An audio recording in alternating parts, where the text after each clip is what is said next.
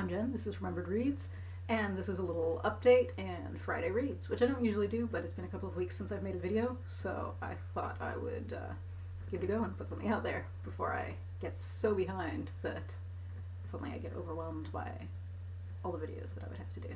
So, here we go. So as I said, it's been a couple of weeks. I went to Mexico for a week with my husband, and a couple of his cousins came over from England, and I thought, I'm going to vlog while I'm there. And I didn't. So that didn't happen. But it was a good week.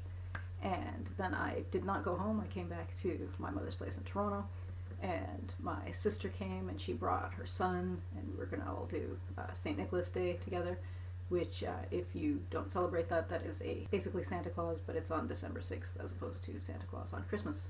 In any case, it turned out that her son's daycare was having a norovirus outbreak, and they brought the disease, and we were all wiped out for a week. But everybody's better now, and in any case, so what I'm thinking about reading this weekend, I saw all kinds of people doing holiday reads, and I thought, I don't do holiday reads, but then I saw this on one of my mother's shelves, which is The Walnut Tree by Charles Todd. It's called A Holiday Tale. Charles Todd is actually a mother-son writing team. They write the Ian Rutledge and Bess Crawford mysteries, which are all sort of First World War themed mystery series. The Ian Crawford ones are about a veteran who is solving crimes post-war, and the Bess Crawford ones are about a nurse who is solving crimes during the war. And this, I believe, is similarly themed. It's set in 1914, and yeah, I don't want to read the back because I feel like that would spoil it for me. But hey, it says A Holiday Tale, so that's why I'm going to look at this. And it looks, you know, short, and I feel like Charles Todd's writing is fluffy. I always wonder, are you supposed to say are fluffy when it's a two-person writing team? I don't know, but let's go with is because it's just a single name. The other thing that I thought would be fun to read is, and another one that I picked off of my mother's shelves, is a kind of a blast from the past. This is Linwood Barclay, who I think is internationally known now as a psychological thriller / crime writer.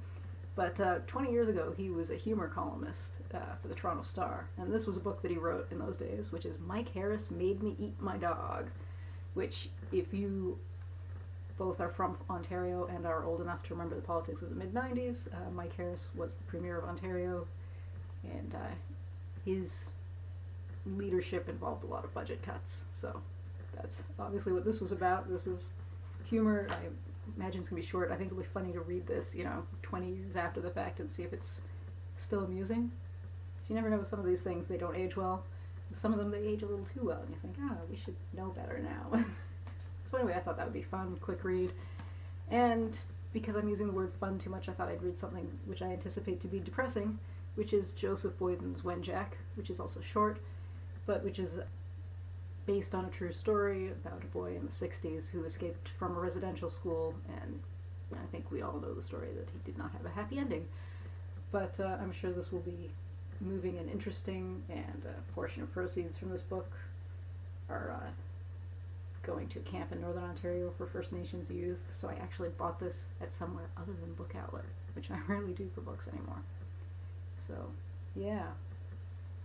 So, anyway, that's what I'm thinking about looking at this weekend, if I had the chance, and that should be good. So, hope you all have a good weekend, and I will hopefully be making more videos shortly. Ciao!